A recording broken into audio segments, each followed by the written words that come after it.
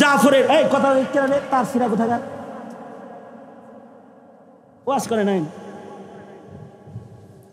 আমি বলি না আপনি ওয়াজ করতে পারবেন না, আপনি আমার পিছনে বসে কথা বলেন।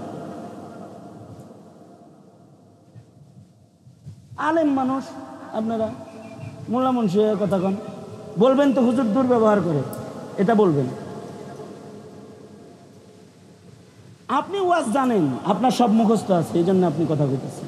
আমি যাদের সাথে কথা বলতেছি তারা তো আপনার মতো সব মুখস্থ জানে না। চ্যানেলটি সাবস্ক্রাইব করে আমাদের সঙ্গেই থাকুন। সাথী সঙ্গীরা বলে, আব্দুল্লাহ আপনজনদের মায়ায় আয় মরার ভয়ে এত জোরে জোরে কাঁদতেছো তুমি, শহীদ হইবা এটা খুশির খবর, এত জোরে চিল্লায় কান্দো কেন? রাসূলকে রেখে চলে আসলাম, নবীজিকে আর কখনো দেখতে পারবো না, যুদ্ধে যাইতেছি, শহীদ হয়ে যাবো আমি। কিন্তু আমার ভয় হলো, আল্লাহর রাসূলের মুখে আমি শুনেছি নবী রাসূল শহীদ সিদ্দিক ওলি বুজুর্গ সকলকে এক পথেই জান্নাতে প্রবেশ করতে হবে, সেটা হলো পুলসরাতের পথ। যে পুলসরাতটা দোজখের উপরে আল্লাহ তাআলা নির্ধারণ করেছেন, স্থাপন করেছেন। পুলসরাত পার না হয়ে কেউ আল্লাহর জান্নাতে যেতে পারবে না। পুলসরাত এমন একটা পুলের নাম, যে পুলের নিচে দোজখ রয়েছে, জাহান্নাম রয়েছে। শহীদ হিসাবে জান্নাতে তো যামু, কিন্তু ভয় লাগতেছে। নবী রাসূলরা আল্লাহর মনোনীত, তারা তো নবুয়তের নূর দিয়া তারা পুলসরাত পার হয়ে আল্লাহর জান্নাতে যাবে। কিন্তু আমি শহীদ, কেমন শাহাদাতের আলো যে আমি পাবো, এই টেনশনে আমি কাঁদতেছি। না জানি আলো যদি কম হয়, যদি পা ফসকা আমি পুলসরাত পার হতে গিয়ে যদি দোজখের ভেতরে পড়ে যাই। রাসূল বলেছেন পুলসরাত পার হওয়া ব্যতিরেকে কেউ আল্লাহর জান্নাতে যেতে পারবে না। ওহে আমার সাথীরা, মরণের ভয়ে আমি আব্দুল্লাহ ইবনে রাওয়াহা কান্দি না, আমি কাঁদতেছি পুলসরাতের ভয়ে। শহীদ তো হুমু, কিন্তু শেষ ঘাটি পুলসরাত পার হইতে পারবনি। যদি ফসকে যায় তাহলে তো দোজখের আগুনে পড়ে যাবো। আল্লাহর রাসূল জান্নাতের সার্টিফিকেট দেওয়ার পরেও পুলসরাতের উপরে ভয়, এইটার নাম হলো ঈমান। এই ভয়গুলো যদি প্রজন্মের এখনকার মুসলমানের থাকতো, কারণ পুলসরাতের পুল পার হতে কিছু আলো লাগবে, নামাজের আলো, রোজার আলো, সাদাকার আলো, হজের আলো, যাকাতের আলো, শাহাদাতের আলো, নওয়াফিলের আলো, মুস্তাহাব্বাতের আলো, ঈমানের আলো। যাদের যত ভালো হবে পুলসরাতের পুলটা তারা তত প্রশস্ত দেখতে পাবে এবং তারা নিরাপদে পার হয়ে জান্নাতে যেতে পারবে। এই ঈমান যদি কোনো মুমিনের মজবুত হয়, সে ফরজ তরক তো দূরের কথা, মুস্তাহাবও সে ছাড়তে পারবে না। এই যে ঈমান, এই ঈমান যদি কেউ নিজে না শিখে, আর যদি এই ঈমানগুলো যদি প্রজন্মকে না শিখায়, নামী ঈমানদার হবে কিন্তু কামের ঈমানদার হয়ে কবরে যাওয়ার নসিব হবে না। সুতরাং প্রজন্মের 1 নম্বর দায়িত্ব হলো দৌলতে ঈমান শিখা। কারণ ঈমান ঠিক, জান্নাত নিশ্চিত। ঈমান গর্বর, জান্নাতের পথ গর্বর। মুহতারাম হাজিরিন, আমাদের সন্তানদের ঈমান যেন বেদিনরা নষ্ট করে না ফেলতে পারে। সরকারের শিক্ষা সিলেবাসের দিকে তাকিয়ে থাকলে হবে না, নিজের ঘরে শিক্ষা সিলেবাস বাস্তবায়ন করুন। যেই শিক্ষা সিলেবাস হবে আপনার ঘরের সন্তানের ঈমান শিক্ষার শিক্ষা সিলেবাস। এই আপনি বাংলাদেশের সরকার না, কিন্তু আপনি 15 সদস্য বিশিষ্ট আপনার ঘরের সরকার। আপনি আপনার ঘরের ডক্টর ইউনূস, আপনি আপনার ঘরের খালেদা জিয়া, শেখ হাসিনা। আপনি আপনার ঘরকে ঠিক করেন, ঘরের সন্তানের ঈমানকে নিশ্চিত করেন। আপনার সন্তান যেন আসাদ নূরের দলে না যায়। যদি চলে যায় তাহলে আদর্শ পিতা হিসেবে দাঁড়াতে পারবেন না, অমন পিতাকেও ডান্ডা মেরে ঠান্ডা করা হবে ময়দানে মাশারে। এই পিতাগুলাকেও শাস্তি দেওয়া হবে। সঙ্গত কারণেই আসুন আমরা আমাদের ইমানের প্রতি যত্নবান হই। শেষ কথা, এই দেশের আলেম ওলামারা শেখ হাসিনার চেয়ার নিয়েও টান দেয় নাই, খালেদা জিয়ার চেয়ার নিয়েও টান দেয় নাই, এর স্বচ্ছাচার লাঙ্গলেও টানাটানি করে নেই। কিন্তু এই দেশের আলেমরা যত মজলুম হয়েছে, গণতান্ত্রিক কোন দলের কোন সদস্য এত মজলুম হয় নাই। সবার দ্বারাই নির্যাতিত হয়েছে। কারণ কি? এরা কি চেয়ার আর ক্ষমতার রাজনীতি করে এজন্য না। এরা এরকম হাজার হাজার জনতা বসলে তাদেরকে ইমানের কথা বলে, ইসলামের কথা বলে। যাদের এই কথাগুলো ভালো লাগে না, ওরা চায় এরা যেন জাতির সামনে মুখ খুলতে না পারে, তাদেরকে জেলখানায় বন্দী করে দেয়, তাদেরকে আটকায় দেয়, তাদের জবানে তালা লাগায় দেয়। এই দুঃশাসনের আমলে এই নাস্তিক মুরতাদের দোসরেরা উলামায়ে কেরামদের উপরে, ইসলাম পন্থীদের উপরে অত্যাচার, এক স্টিম রোলার তারা চালিয়েছে, অত্যাচারে। সুতরাং মুসলমানের দেশে প্রজন্মের মুসলমানের ঈমান ঠিক করার চিন্তা যদি মুসলমানের না থাকে, তাইলে ওই দেশে তো আলেম নির্যাতিত হবেই। ওই দেশে আলেমের মূল্যায়ন প্রতিষ্ঠা হবে কিভাবে? যারা প্রজন্মের সন্তানদেরকে ঈমান শিখানোর চেতনায় উদ্বুদ্ধ না হবে। সঙ্গত কারণে মিল্লাতের আলেমদের সাথে থাকো, মিল্লাতের আলেম ওলামার পক্ষে থাকো। মিল্লাতের ওলামায়ে কেরাম দ্বীনের যে রাহনুমাই দেয়, সে রাহনুমাইকে মেনে চলো।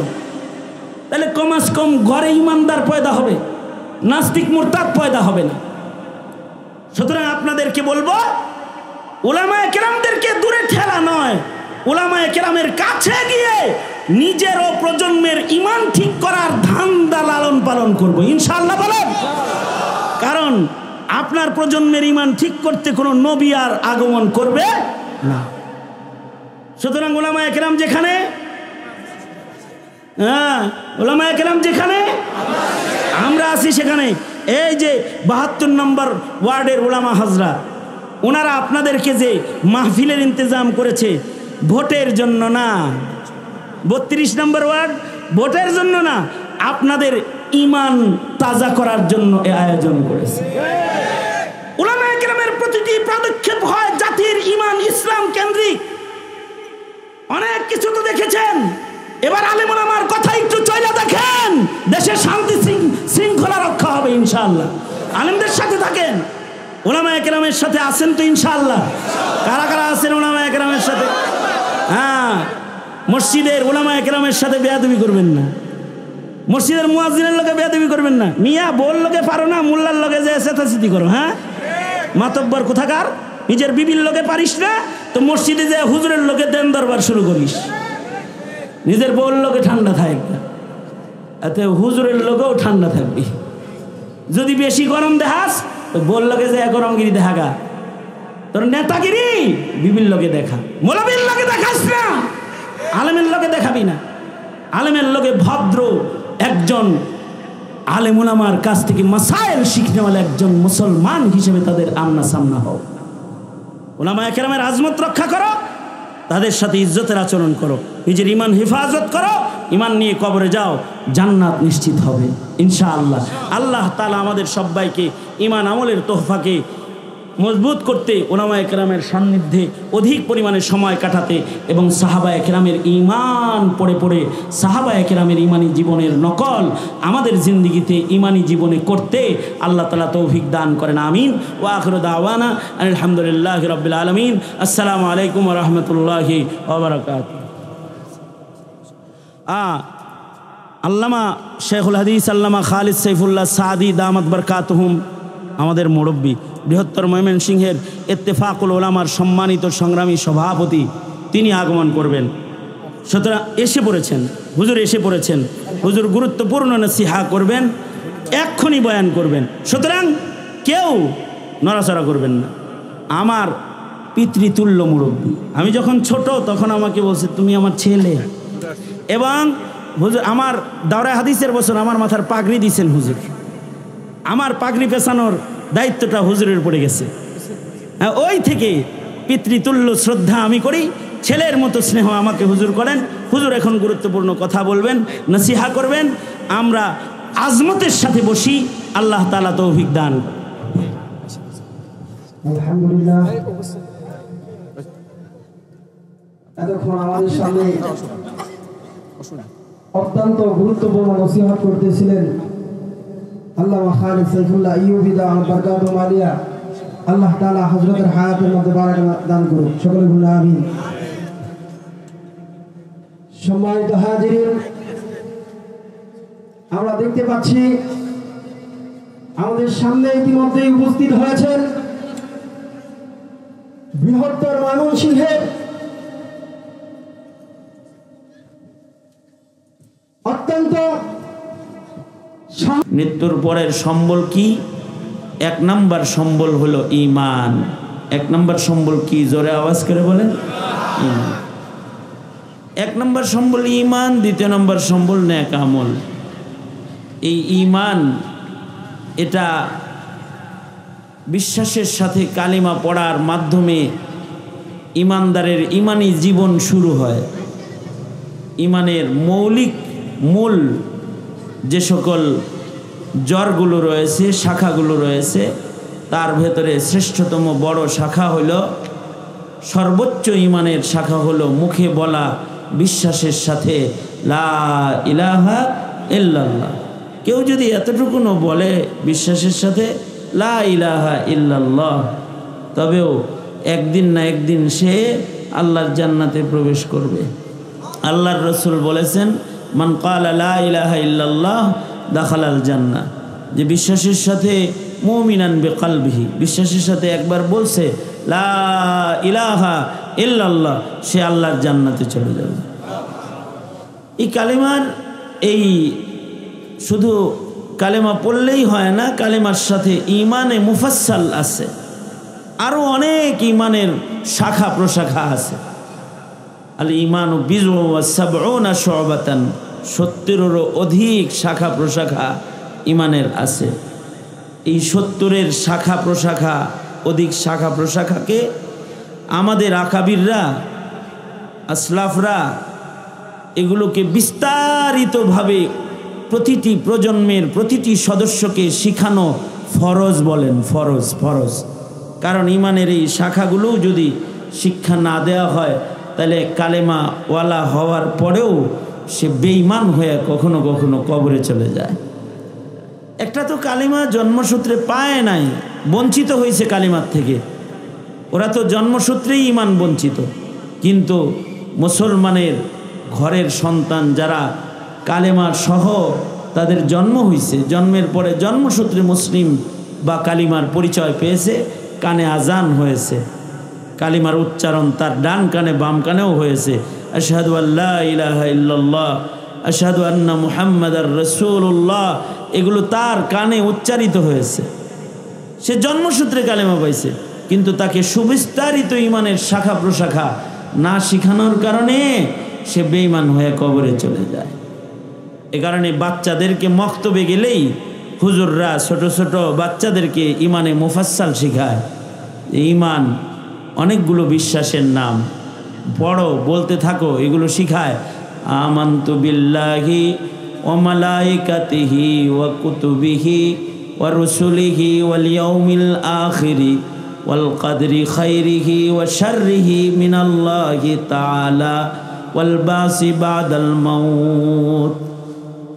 অনেকগুলো বিশ্বাস শিখায়। এক নম্বর লা ইলাহা ইল্লাল্লাহ, এটা শিখায়। আল্লাহর উপরে ঈমান, যে আল্লাহ ছাড়া আর কোনো ইলাহ নাই, আল্লাহ ছাড়া আর কোনো ইলাহ নাই, প্রভু রব একজন, তিনি আল্লাহ। লা ইলাহা ইল্লাল্লাহ, আলাহা লা ইলাহা ইল্লাল্লাহ। এছাড়া আরও শাখা প্রশাখা আছে। ও মালাইকাতিহি, আল্লাহর উপরে যেমন বিশ্বাস আনতে হয়, ফিরিস্তা আছে, ফিরিস্তার উপরে ঈমান আনতে হয়।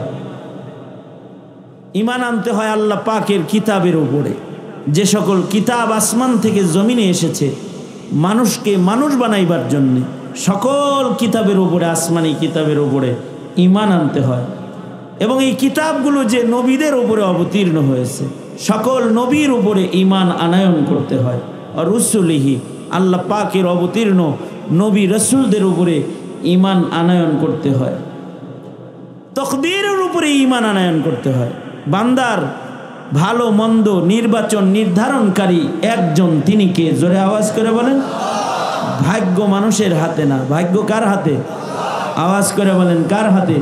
তাকদীর কে লিখেছেন? আল্লাহ তাআলা বান্দার তাকদীর যা নির্ধারণ নির্বাচন করেছেন এটা বান্দার আসবে। সে ইচ্ছা করেও আল্লাহর লিখনির বাইরে 1 মিনিটও থাকতে পারবে না।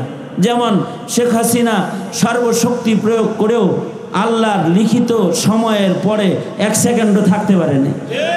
সে কিন্তু ভাবেও নাই যে তার বিদায় নিয়ে চলে যেতে হবে।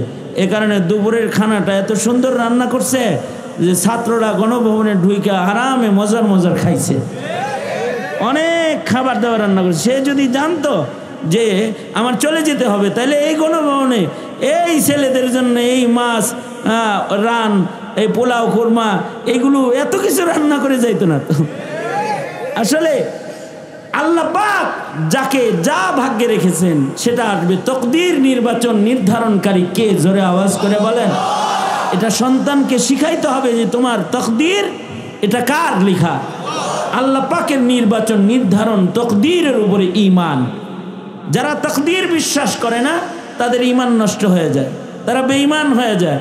তাকদীর যদি বিশ্বাস না করে তখন দুঃখ যাতনা আসলে তখন আল্লাহ পাককে গালি দিয়ে দেয়, কারণ রেজা বিল কাদার তার থাকে না। এ কারণে আল্লাহর রাসূল আলাদা করে এই তাকদীরের উপরে সন্তুষ্ট থাকার দোয়া উম্মতকে শিখাইছেন। আল্লাহর রাসূল দোয়া শিখাইছেন, আমার সাথে পড়েন, আল্লাহুম্মা ইন্নী আসআলুকা রিজা বিল কাদার, আসআলুকা আর রিজা বিল কাদার। হে আল্লাহ, আমি আপনার কাছে ভাগ্যে সন্তুষ্টির ঈমান চাই। অর্থাৎ ঘুরে ফিরে আমার ভাগ্যে যেটা আসতেছে এটার উপরে সন্তুষ্ট থাকার ঈমানটা কার কাছে চাইতে হয়? আল্লাহর কাছে চাইতে হয়। কারণ ভাগ্য নির্বাচন নির্ধারণকারী কে? আল্লাহ তাআলা। শুধুই মাত্র তাকদীরের উপরে ঈমানই না, সব কিছু আল্লাহ পাকের পক্ষ থেকে ভালো মন্দ যা আছে এগুলো সব বান্দার হাতে না, এগুলো কার হাতে? আল্লাহর হাতে। বান্দার সুস্থতা অসুস্থতা, অসুস্থ হয়ে গেল, কে অসুস্থ করেছে? শিফা দিবেন কে? ডাক্তারের হাতে শিফা আছে, কোনো ট্যাবলেটে শিফা আছে? সারা দুনিয়ার সব ঔষধ বাইটা খাওয়াইলো শিফা হবে না। এই সুস্থতার নিয়ামত ভালাইটা আসবে না যদি আল্লাহ পাক সুস্থ না করেন। আবার মেডিকেল ফেরত দিয়ে দিছে, কিন্তু আল্লাহ তাআলা সুস্থতা দিয়ে দিচ্ছেন ওষুধ ছাড়া। আল্লাহু আকবার বলেন। এগুলোর উপরে বিশ্বাস যদি না হয় তখন কিন্তু মানুষের ঈমান নষ্ট হয়ে যায়। বাস বাদাল মাউত, মরার মাধ্যমেই শেষ না, মরার পরে আবার আমাদের পুনর্জীবন হবে। আমাদেরকে পুনরায় আল্লাহ তাআলা পুনরুত্থান ঘটাইবেন, আল্লাহর আদালতে আমাদেরকে দাঁড়াইতে হবে। আল্লাহ পাক আমাদের হিসাব নিবেন, আল্লাহ পাক আমাদেরকে আদালত কায়েম করে আসামি করে দাঁড় করাইবেন। এই বিশ্বাসগুলো যদি কারোর না থাকে তখন তার গুনাহ করতে দুনিয়ার মাটিতে কোনো ভয় লাগে না। আর যদি আল্লাহর আদালতের উপরে ঈমান থাকে, বিচারের উপরে ঈমান যদি থাকে, আখিরাতের উপরে এই যে আল্লাহর সামনে দাঁড়াইতে হইব এতটুকুন বিশ্বাস যদি কারোর থাকে তখন তার তাকওয়া হয় অন্যরকম, আল্লাহ ভীতিটা হয় অন্যরকম। যার আল্লাহ ভীতি যত ভালো হয় তার ঈমান তত ভালো হয়, যার খোদা ভীতি যত উন্নত তার সম্মান আল্লাহর কাছে তত উন্নত। এ কারণে সাহাবায়ে কেরামের খোদা ভীতি এক আজব খোদা ভীতি ছিল। আমাদের তো খোদা ভীতি নাই, আমাদের নেকিরও হিসাব নাই, আমাদের কবরের চিন্তাও নাই, আমাদের হাসরের চিন্তাও নাই। আর নাস্তিকরা আমাদের সমাজে এমনভাবে মেহনত করতেছে এই জিনিসগুলার ঈমান নষ্ট করার জন্য। মরে মরে মরে মরে ঘাটে ঘাটে নাস্তিক বসে রয়েছে। নাস্তিকরা বলে ফিরিস্তা নাই, নাস্তিকরা বলে পুনরুত্থান বলতে কিছু নাই, নাস্তিকরা বলে দোজক নাই, জান্নাত নাই, নাস্তিকরা বলে বিচার নাই, মিজান নাই, ওরা পুলসিরাত নাই, ওরা বলে পুলসিরাত নাই। এমনকি নাস্তিকরা বলতে বলতে এটাও বলে আল্লাহ নেই। নাউজুবিল্লাহ, আরো আস্তে করে বলেন। এবার বলুন তো তাইলে আল্লাহ আছে না নাই? জোরে আওয়াজ করে বলেন, আছে না নাই? জান্নাত আছে না নাই? জাহান্নাম আছে না নাই? পুনরুত্থান হবে কি হবে না? বিচার হবে কি হবে না? মিজান কায়েম হবে কি হবে না? পুলসিরাত পার হইতে হবে কি হবে না? এই সব বিশ্বাসগুলো যার হৃদয়ে থাকবে, সে অন্ধকারের ভেতরেও একটা গুনাহ করতে পারবে না। তার চিন্তা হইব যে সিসি ক্যামেরা এখানে না থাকলেও রবের সিসি ক্যামেরা সহ ফিরিস্তা আমার বাম কাঁধে বসে আছে, গুনাহটা করলেই লিখে ফেলবে। যদি এই ঈমান কারোর থাকে, সে গুনাহ করবে না।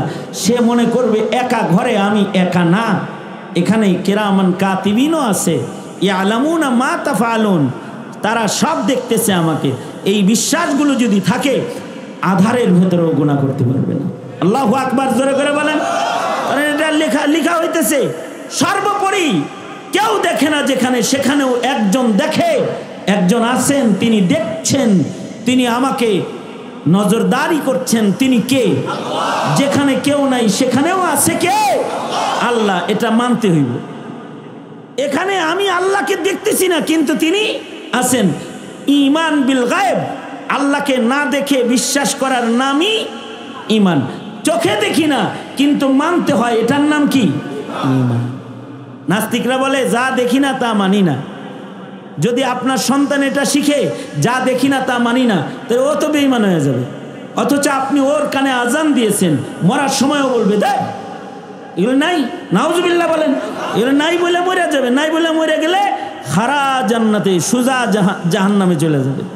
জান্নাতি হয়ে জন্মাইছিল, সুজা জাহান্নামে চলে যাবে। একেবারে জান্নাতের মালিকানাই তার ক্যান্সেল হয়ে গেছে, দোজকের আগুনে বিনা হিসাব একেবারে চিরস্থায়ী দোজকের বাসিন্দা হয়ে যাবে ঈমান ছাড়া কবরে যাওয়ার সাথে সাথে। এ কারণে সন্তানকে শিখাইতে হয় ঈমানিয়াত। প্রতিটা প্রজন্মের প্রতিটা সন্তানকে ঈমান শিখাইতে হয়। শিখাইতে হয় তোমার রব একজন আছে, তারে দেখা যায় না কিন্তু মানা যায়। তাকে না দেখে বিশ্বাস করতে হয়। আল্লাযীনা ইউমিনুনা বিল গায়ব, তাকে দেখা যায় না, গায়েবের উপরে তাকে বিশ্বাস করতে হয়, তার উপরে ঈমান আনতে হয়, তারপরে একটা মানুষ মুমিন হয়। কারণ তোমার রব এমন রব যাকে চর্মচোখ দিয়া পৃথিবীর মাটিতে কোনো মানুষ দেখতে পারবে না। লান তারানি, কোনো নবী রাসূলও দেখতে পারেন নাই চর্মচোখ দিয়া। হযরত মুসা আলাইহিস সালাম দেখার জন্য আল্লাহর কাছে আবেদন করেছিলেন, কিন্তু আল্লাহ বলেছেন লান তারানি, কশিন কালেও চর্ম চোখে আমায় দেখতে পারবা না মুসা, দেখতে পারবা না, কিন্তু মানতে হইব। মনে মনে বলতে পারেন না দেখা মানবো, হ্যাঁ না দেখাও মানা যায়, তো অনেক কিছুই না দেখে মানা যায়। বাতাস না দেখে মানেন না? বাতাস আছে না নাই? দেখছেন কোনোদিন বাতাস কি কালার? না দেখেও বাতাসকে মানতে পারলেন। না দেখেও আপনি অক্সিজেন চোখে দেখতেছেন না, কিন্তু নিতে পারতেছেন, তো এটা মানতেছেন। দেখতেছেন না, এরকম অনুভব করতেছেন। আল্লাহ পাক যে আছে, বাতাস অনুভব করো, অক্সিজেন অনুভব করো, আল্লাহ আছে অনুভব করতে পারো না? আল্লাহ আছে এটা আল্লাহর সৃষ্টি দেখে তুমি আন্দাজ করতে পারো না? আফালা ইয়ানজুরুনা ইলাল ইবলি কাইফা খুলিকাত ওয়া ইলাস সামাই কাইফা রুফিআত, এগুলো দেখা একটু চিন্তা করতে পারো না যে আল্লাহ আছে? তাকে দেখা যায় না কিন্তু তারে মানা যায়। বাতাস চোখে দেখা যায় না কিন্তু মানা যায়। এই বাইরে বাতাস আসেনি দেখতো, কয় এক ফোঁটা বাতাসও নাই। কেমনে বুঝলি? কয় দেখেন না কোনো গাছের পাতা নড়ে চড়ে না, গাছের পাতা নড়ে না, এটা দেখলে বুঝলা বাতাস নাই।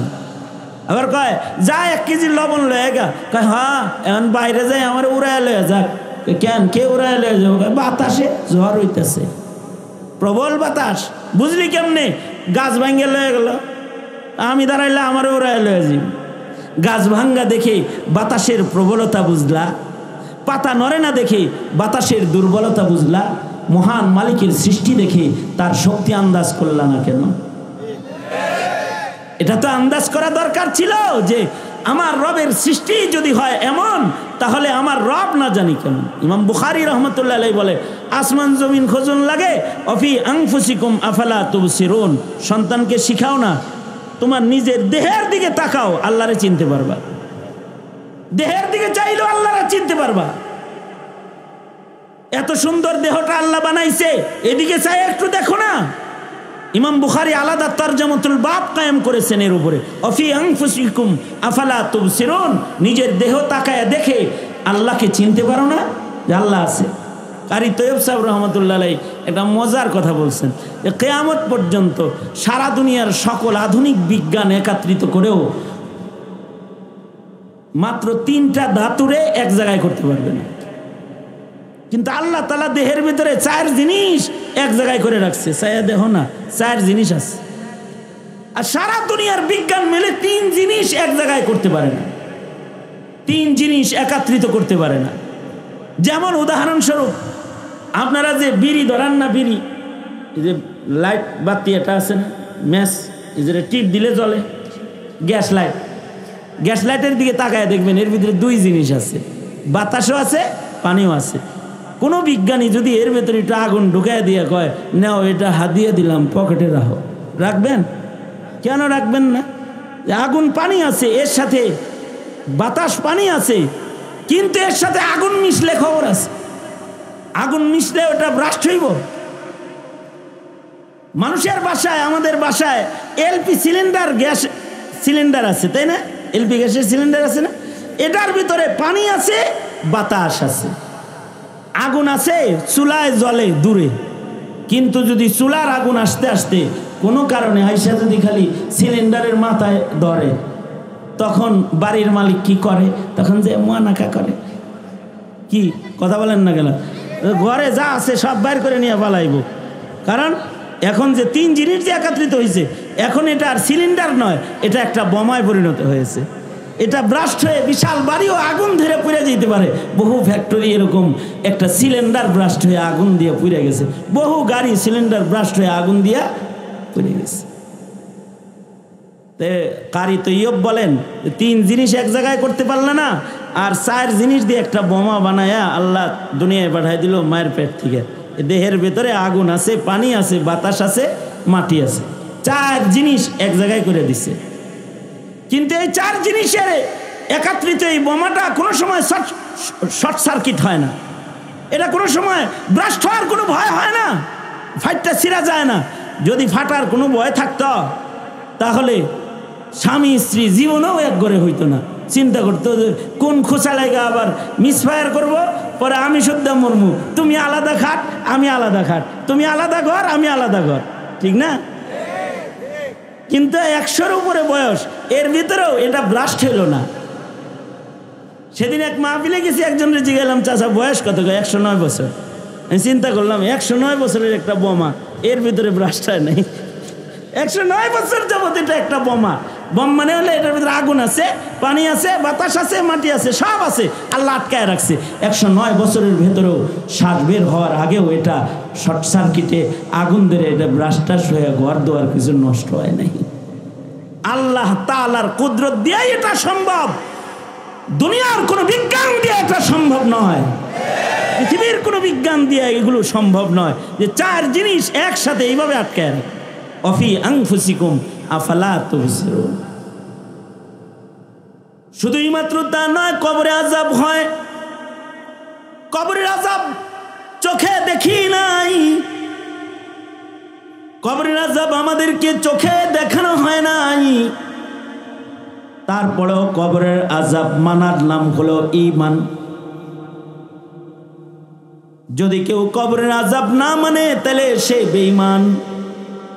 আলহাকুমুত তাকাসুরু হাত্তা যুরতুমুল মাকাবির কাল্লা সাউফা তা'লামুন সুম্মা কাল্লা সাউফা তা'লামুন। কবরের আযাব মানতে হবে, কিন্তু এখন তো কবরের আযাব মানে না বিধায়ী কবরের ভয় মুসলমান করে না। যারা কবরের আযাব মানত তারা কবরের ভয়ে থরথর করে কাঁপত। হযরত আবু বকরের মতো মানুষ জান্নাতুল বাকির গেটে যায় হাউমাউ করে কাঁদত কবরের ভয়ে। উমরের মতো মানুষ, উসমানের মতো মানুষ জান্নাতুল বাকি গুরুস্থানের পাশে দাঁড়িয়ে চিৎকার করে কাঁদত কবরের ভয়ে। কবরের ভয়ে, কবরে কেমনে থাকবো এই ভয়ে। হযরত উমর হযরত আয়েশা সিদ্দিকার কাছে দরখাস্ত পাঠাইছেন, আমি রসুলের কদমের কাছে জায়গা চাই, দূরে কবরে শুইতে আমার ভয় হয়, নবীজির পায়ের কাছে যদি কবর হয় তাহলে হয়তো আযাবে কবর থেকে বেঁচে যাওয়া যাইব। এই আশায় নিজের কবরকে রসুলের ঘরে ঢুকানোর চেষ্টা করেছেন এবং সফল হয়েছেন। আয়েশা সিদ্দিকা নিজের কবরের জায়গা হযরত ওমরকে দিয়ে দিচ্ছেন। তুমি কোনোদিন কবরের চিন্তা করছো যে তোমার কবরটা কই হইব? এ কারণে কোনো সময় সন্তানকে ওসিয়ত করে নাই যে একজন আলেমের লগে আমারে কবর দিস। তবে এখনো কিছু মানুষ পাওয়া যায় যারা এসে দরখাস্ত করে, হুজুর আপনার কবরটা কোন গোরস্থানে হইব, আপনাদের মতো আলেমদের সাথে আমি শুইতে চাই। এই দরখাস্ত করে অনেকে, যাদের কবরের খুব বেশি টেনশন। তারা চিন্তা করে, হায় যদি একটা আলেমের সাথে কবরেও শোন যায়, তাও তো আলেমের কবরের পাশে শুইলে যদি আল্লাহ পাকের কাছে একটু সম্মান পাওয়া যায়। মন্ত্রীর বাড়ির পাশের বাড়িওয়ালা যদি সম্মান পায়, এমপির বাড়ির লগে বাড়ি মিলানো সম্মান পায়, তো ওলি বুজুর্গ নবী রসুলের কবরের সাথে যদি কাছাকাছি কারোর কবর হয় সম্মান পাইব না?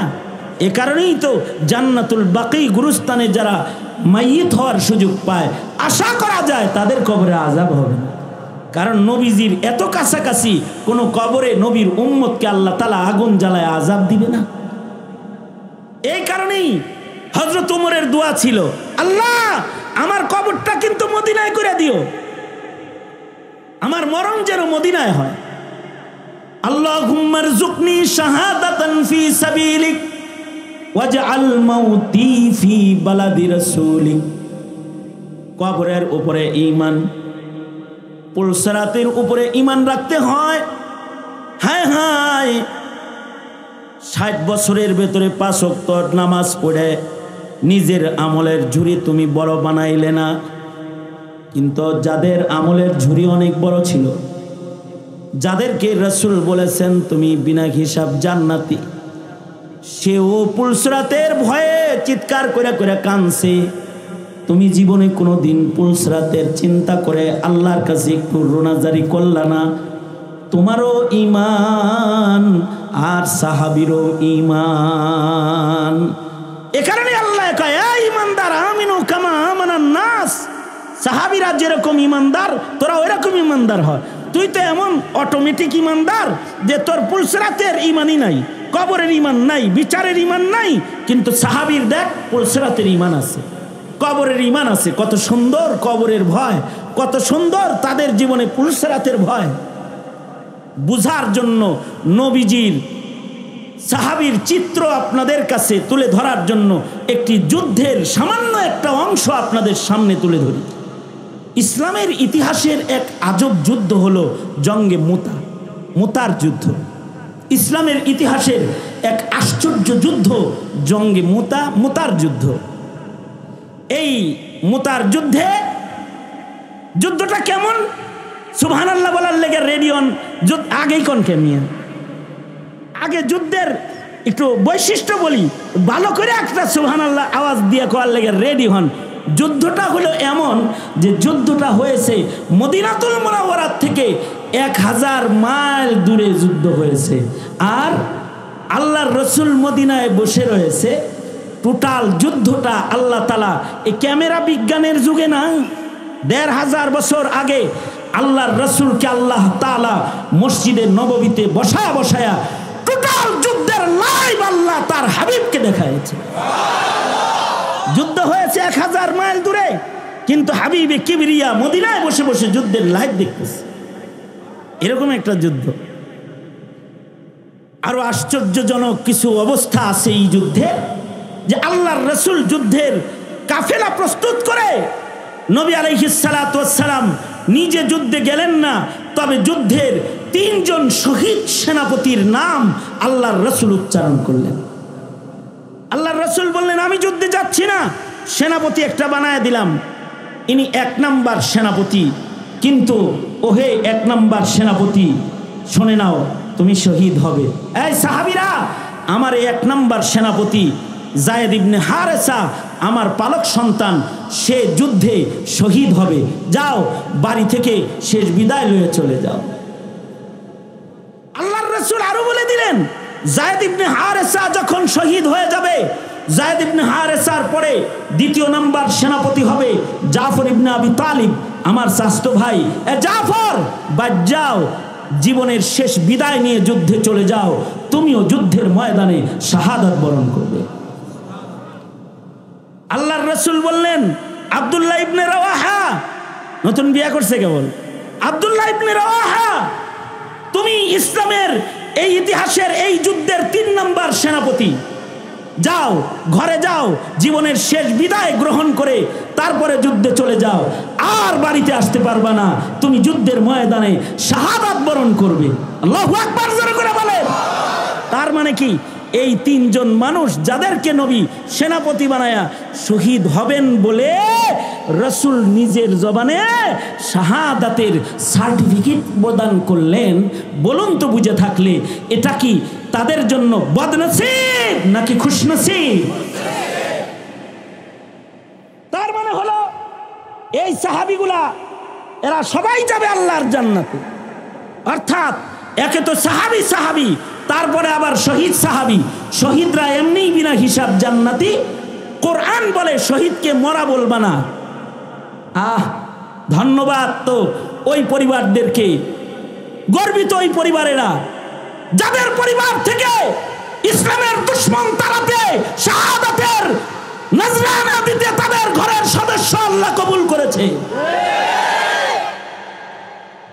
এই জালেম যারা দিন মিটাইতে এই জমিনে চেষ্টা করেছে, 16 বছরের জুলুমের মাধ্যমে যারা উলামায়ে কেরামদের উপর অত্যাচার করেছে, জুলুম আর অত্যাচারের রাজনীতি আর নাস্তিক্যবাদ প্রতিষ্ঠার, হিন্দুত্ববাদ প্রতিষ্ঠার রাজনীতির মোকাবেলায় যারা জীবন দিয়েছে, যারা ইসলামের নামে কোরআনের জন্য, নবীর ইজ্জত রক্ষার জন্য শাপলা চত্বরে শাহাদাত বরণ করেছে, ধন্যবাদ। খুশখবর তো তাদের জন্য যারা এমন শহীদ একজন শহীদকে তাদের পরিবার থেকে গণনা করতে পেরেছে। শহীদ গণনা করা, এটা তো খুশকপাল। আল্লাহর রাসূল বলে দিলেন, যাও যায়েদ ইবনে হারেসা জিন্দেগীর শেষ বিদায় লইয়া যুদ্ধে চলে যাও, শহীদ হয়ে যাবা, আর বাড়ি ফিরতে পারবা না। 3 জন সেনাপতির নাম আল্লাহর রাসূল ঘোষণা করেছেন। এই 3 জন সাহাবী নিজের ঘর থেকে যে বিদায় নিয়েছেন, হাদিস পড়লে চোখের পানিতে বুক ভেসে যায়। কি ছিল তাদের বিবির কাছ থেকে বিদায়ের দৃশ্য, কত হৃদয় বিদারক ছিল তাদের সন্তানের কাছ থেকে তাদের বিদায়ের দৃশ্য। নিজের পরিবারে ঘরের দরজায় যুদ্ধার সাজে সজ্জিত হয়ে ঢাল তরবারি কাঁধে লইয়া নিজের বিবির সামনে দাঁড়ায় বলেছে, বিবি চলে গেলাম, দেখা হবে আল্লাহর জান্নাতে, কারণ রাসূল বলেছেন আমি মুতার যুদ্ধে শহীদ হব। যাইতাছি গা, এ কথা বইলা বিদায় নিয়ে বাড়িতে চলে যেতেছে। আল্লাহর রাসূল সাল্লাল্লাহু আলাইহি ওয়াসাল্লাম শহীদের সার্টিফিকেট প্রদান করেছেন। তার মানে এই আহলুস সুন্নাতি ওয়াল জামার আকীদা হলো শহীদরা বিনা হিসাব জান্নাতি। শহীদ জান্নাতে যাবে, এতে কোনো সন্দেহ নাই। শাহাদাতের উপরে ঈমান, বিনা হিসাব জান্নাত। কবরের জীবিত হায়াত, এগুলোর উপরে ঈমান, ঈমানের অংশ। তার মানে এই সাহাবীরা সরাসরি আল্লাহর জান্নাতে যাইতেছে। একদিক দিয়ে আপনজন থেকে বিদায় নিতেছে, অবশ্যই এ বিদায়টা অনেক বেদনাদায়ক বিদায়। আবার আর একদিকে খুশি হলো শহীদ হইতেছে। এ কারণে কেউ যখন জালিমের জুলুমে ফাঁসির কাষ্টে ঝুলে একদিকে তার বিদায়ের ব্যথা হয়, সন্তান আর বিবির থেকে বিদায়, কিন্তু তার মুখে হাসি মুখে কালিমা উচ্চারিত হয় শাহাদাতের মরণের আশায়, হাসি মুখে কালিমা উচ্চারিত হয়। এই শহীদরাও হাসি মুখে কালিমা পড়ে যুদ্ধের ময়দানে শহীদ হবে, এজন্য ঘর থেকে বের হয়েছে। আল্লাহর রসুলের আদাত মাফিক আল্লাহর নবী সাহাবায়ে কেরামদেরকে মদিনার বাইরে আগায় দিয়ে গেছেন। নবীজি যখন আগায় দিচ্ছিলেন এই কথাটা বলার জন্য, এখন যে কথাটা আমি বলতেছি আরেকটু বলে দিই, এই তিনজনই শহীদ হইলেন। যায়েদ ইবনে হারেসাও যে শহীদ হয়ে গেলেন। রাসূল মদিনায় বসে বসে বলে, আমার যায়েদ কেবল শহীদ হয়ে জান্নাতে চলে গেল। দেখতেছে, লাইভ দেখতেছে।